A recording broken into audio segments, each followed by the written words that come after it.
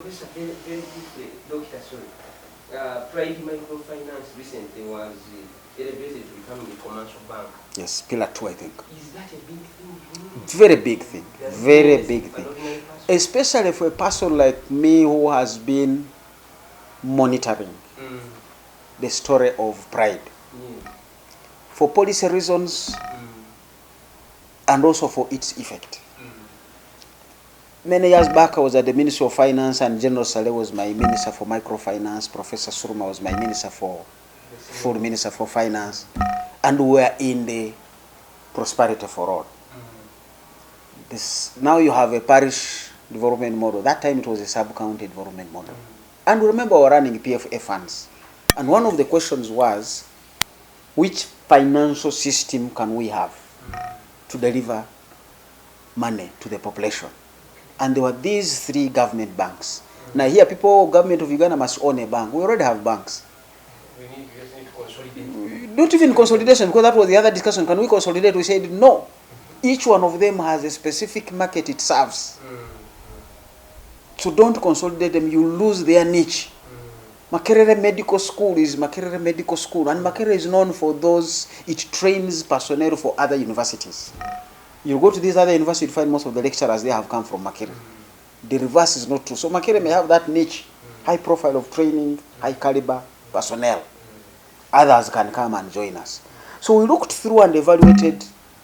Gone are the days when people say government has no bank and people think UCB must come back, a cooperative bank must come back. We're like, but there's a government bank here called Pride. It's doing a good job. It's not asking for money from government. Even when they bought their own headquarters down in Kamocha, they came to us at the Ministry of Finance. They said, we want to buy this building for our headquarters. We are not asking for money. We just want authorization that we can use our retained profits to spend it this way. He says 8 billion, it's okay, you have 10. How is your capital? Well, we have planned our journey out there. Minister, let's authorize. So that for me is Pride like their name. The Pride of Africa, KQ, may have its own issues. But Pride Bank here is a Pride whose journey we have monitored.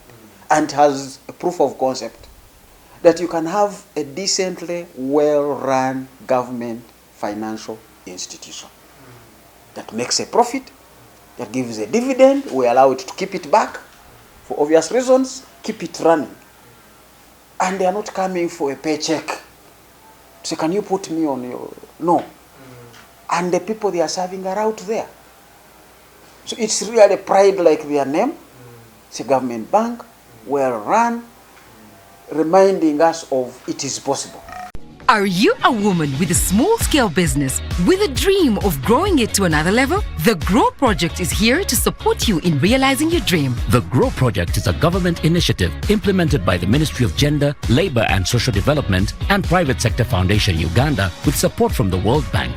We support women-owned businesses across the country to gain hands-on and business management skills through training within your location, business financing through grants and affordable loans, and infrastructure in your areas of operation to enable you to increase your productivity. If you have a business that makes sales of up to 800,000 Uganda shillings per month, the Grow Project has the tools and resources to help you succeed. For more information, contact your district or city Grow focal person or call our toll-free line on 0800 307 777 to learn more about how you can benefit from the Grow Project's services. The Grow Project, empowering women economically, transforming communities. And when it comes back to people who are saying, can we establish cooperative bank? I'm like, you go and put up your structures. You know the requirements. If you want it at tier 1, 100 billion, 150 billion. The cooperators can pull resources. You pull your resources, go to Bank of Uganda and say, here is 150 billion. We want it tier 1. If you can't manage tier 1, go for 120. Tier 2, bring your board. Bank of Uganda will have to vet that board. Bring your senior management. Those are vetted by Bank of Uganda. You will be upgraded. You will be allowed to start. So even for Pride, that's exactly what they did. It doesn't require government. You don't need government. Government has already put the rules in place, and BOU give them the space to run their show. Pride didn't go to the Minister of Finance for permission to move maybe, or for information. But the real dots they needed to cross was Mr. BOU, we want to move to tier 2. 120 billion is here, capital. This is our senior management. This is our board, you have already approved that. Bank of Uganda could only go there to cut a ribbon, pop the champagne, move on. So that's one of the best things. Now, flip it over, Uganda Development Bank. All is waiting to be capitalized by government. I keep saying Uganda Development Bank has two issues. Not the bank itself. My friends, they are trying to do a good job, but in a different, wrong model. In a wrong model. Because you are trying to create long-term financing in an economy that doesn't have that product. So we are borrowing short-term 2-3-year bonds to capitalize Uganda Development Bank, to do long-term financing. In projects that we have already said, and their problem is not financing, their problem is actually demand and high cost of doing business. So even after you lend to them at 12%, they still don't make it. And then you'll be blamed for not lending to them. But should you dare lend to them, you'll be blamed for not recovering from them. So UDB has really a bigger task. Like in Delhi, government had to come Exactly. in the center. Same thing with the Akamwesi. Yes. So you are being pushed into difficult positions. But because you are a government bank, and people want you to meet the government goal, even when there is no business case. And that's why I'm saying the likes of Pride have been shelved from that. They will determine who to lend to as a board and management. They will assess the project of Honorable Kasaija not because he's minister.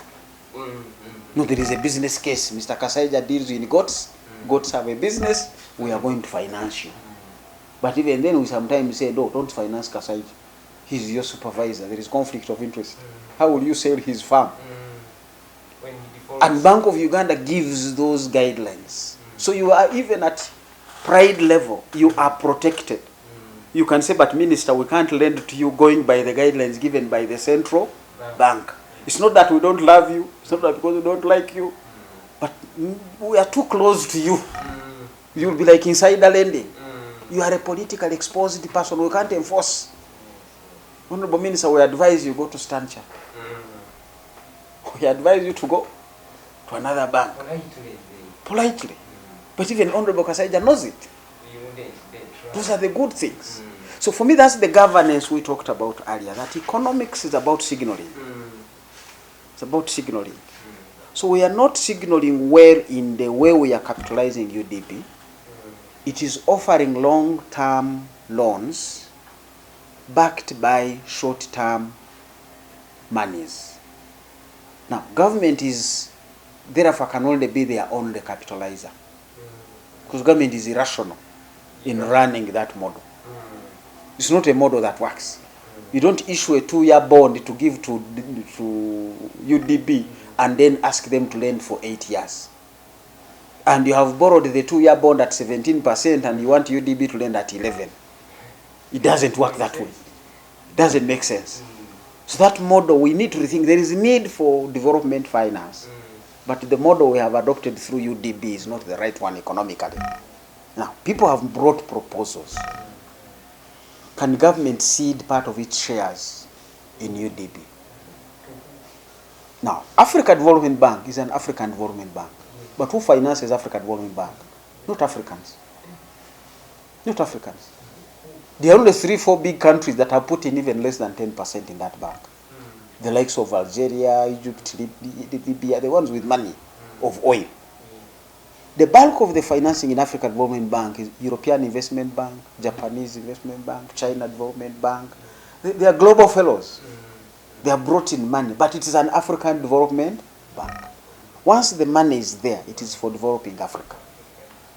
But because of that, you are able to raise big monies at lower rates, which you can now lend for long term. I've told you China cut interest rates from 1.5 to 1.4.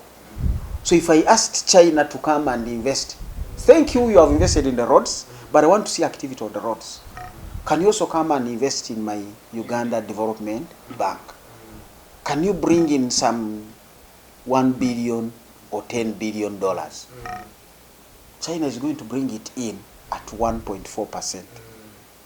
Now I can afford to lend it at 7%, even at 6%, for 10 years. Why do you think this is not happening? Political decisions, because this model is not unknown.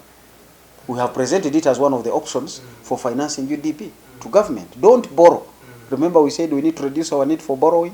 So any borrowing that is to feed into UDB, you can leave it and engage partners. Trump has just been in the Middle East. Do you know how much money you'd raise if you just walked in and say Islamic Development Bank, can you get shares in UDB? Remember, we are a member there. Thanks to Idi Amin, we are not an Islamic country. But Idi Amin said, how can Uganda be, and I'm a Muslim and Uganda is not in the Islamic Development Bank? You guys, I want to be a member. He said, come. Yeah. If you don't even pay anything, see, this is a small brother. You know, Muslims don't want to make money out of poor people. No interest. So poor Uganda, what do you want from Uganda? When the Arabs are putting their billions of dollars, Uganda is a small boy walking, a sheep walking along the cows. But a sheep walking along the cows benefits. So I want to walk to Islamic Development Bank. I want to walk to Qatar. I want to walk to UAE. I want to discuss conversation with these fellows. Can you give me some $10 billion? Are you a woman with a small-scale business with a dream of growing it to another level? The Grow Project is here to support you in realizing your dream. The Grow Project is a government initiative implemented by the Ministry of Gender, Labour and Social Development and Private Sector Foundation Uganda with support from the World Bank. We support women-owned businesses across the country to gain hands-on and business management skills through training within your location, business financing through grants and affordable loans, and infrastructure in your areas of operation to enable you to increase your productivity. If you have a business that makes sales of up to 800,000 Uganda shillings per month, the Grow Project has the tools and resources to help you succeed. For more information, contact your district or city Grow focal person or call our toll-free line on 0800 307 777 to learn more about how you can benefit from the Grow Project's services. The Grow Project, empowering women economically, transforming communities. To come and capitalize, not even recapitalize, actually capitalize, because there's no capital. You have 1 trillion there. What is 1 trillion? It's peanuts for a development bank. That's refinancing of petty cash for overdrafts. So you want to bring that money there. You will have reduced your burden of borrowing to finance your bank, but you will have attracted big capital. What else is added to that is they come with governance structures. They will bring knowledge of banking, development banking, the best practices. They will bring personnel who know how to assess problems of businesses that are borrowing. Because as a banker, you don't just give money. You assess the risks and share them with the borrower. Now in Uganda, we don't do that. We simply say, you're too risky, go away. No, in the developed world, you are supposed to engage because that's the economy. The German people will tell you, don't send away risky borrower. Sit down and discuss what are the risks. Work out a plan between you and the borrower, how you are going to mitigate. Because that's the German economy. That guy must borrow and do that school. That guy must borrow and do that factory. And the best risk assessors are in the banks. So can you lend him your skills? Can you tell him this? Hedging, how do we hedge? What's the best way? What's the best loan product for you? I think you don't have a good market. If you think about the market in America, why don't you open up this and that? The banker sits with you because this is our project. Now in Uganda, once you give in your land title, me as a banker, I fold my hands. You fail and see. I will set you up. No, in Germany, to foreclose, you as a banker have to show that we have been conversing, me and the borrower. Because that is the Germany economy. And that's why they have the strongest economy in Europe. I think it's largest in the world. After US, China, you're coming into the Germans. So you have to have those policies and models. But it boils down to, if I find other partners to join Patricia, you're going to bring in seasoned development bankers with global experience and exposure. Now, they are not only funding you, as I've said, they will even be bringing that international, where are we going to sell our drugs? We are lending you to rare goats. Where is the goat market? Those guys have knowledge from global to link you up to the other guys who off-take the goats. Now, we have a certainty that this business we are investing in has an off-taker. So the burden of paying back is 100% ticket, because an off-taker is sitting out there. That's what development banking is about, crossing all the boxes. I'm going to finance you to do bricks. Who is the off-taker? Kitende is what it is, because children want to come to Makerere. Remove Makerere, Kitende will have a problem attracting anybody. Because Kitende is saying, you join Kitende here, pay your 3 million, you are into Makerere. You won't pay. So Makerere is part of the Kitende project. Because if you have an outlet, they know it is a sure way you get into Makerere. Government sponsorship. You remove Makerere, Kitende will struggle. It will have to restructure itself now to tap Harvard. Can my products be accepted in London? Which is a different domain. So for me, financing is about what do I want to produce? Where is the market? Takes us back to our poverty numbers. Now, Professor, this issue of talking to you, China, to our leaders know it would work, but they are not. Is it because of pride? Why are they not doing this? That's a political economy, really, and the conceptualization. I find a lot of that in Uganda, where people say, our own. You know, MTN is not our own, it's taking our profits. I'm like, how much profit does MTN take away? They might make 100 billion in profit. But how much have they invested here? Possibly 3 trillion, 2 trillion. How much facilitation are they doing in the economy? Because that profit is not coming out of robbery. They're offering the service. And the service is so good that we are paying for it, for them to even make a profit. So you are not looking at all those dynamics. You know how much success this economy has had because of mobile money. That's an enabler. And we've been developing a theory of change to understand how the economic parts fit together. Who is an enabler? MTN is certainly not the school system. But now you have school pay, leveraging the MTN platform.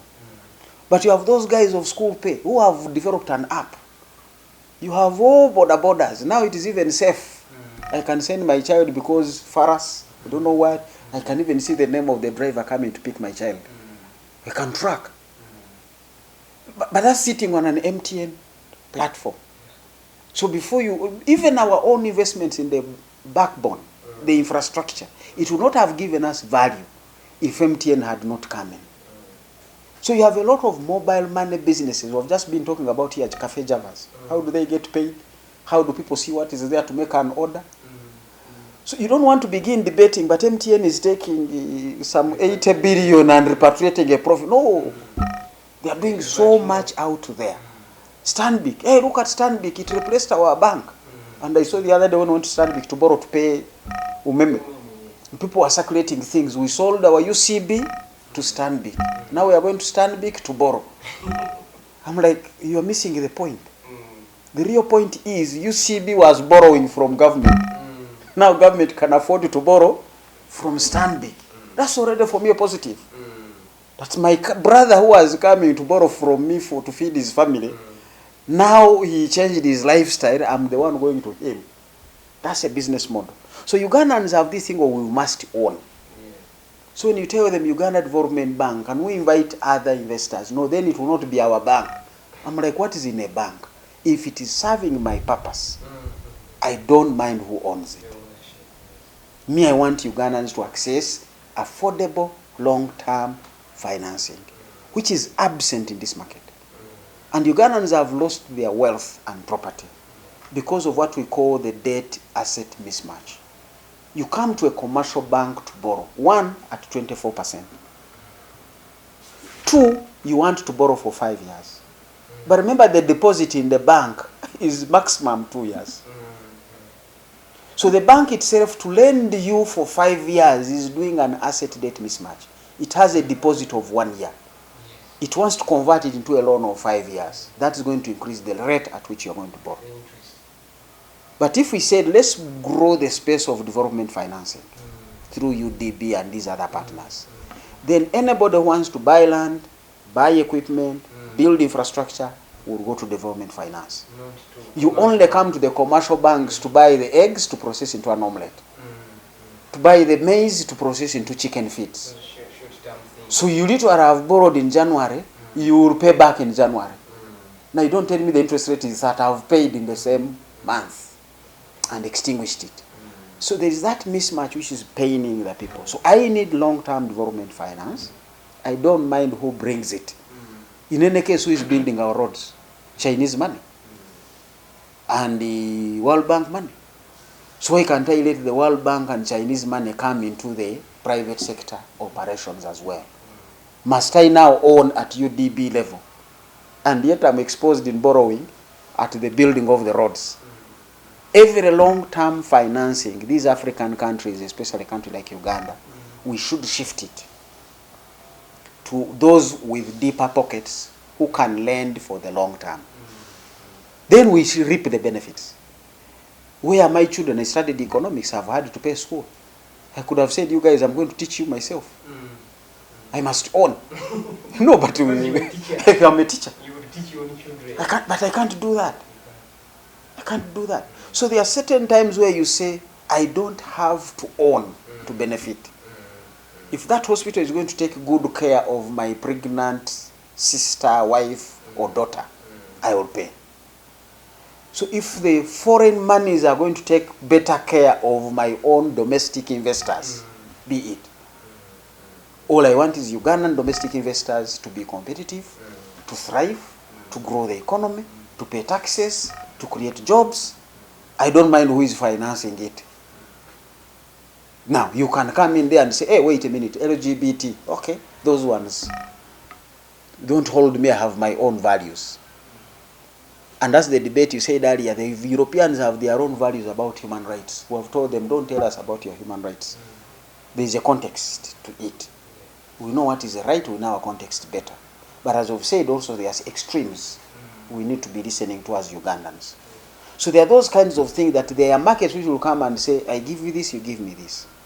But as I've said, there are other markets which literally don't come with conditions. China wants to invest its money. Chinese problem is too much savings.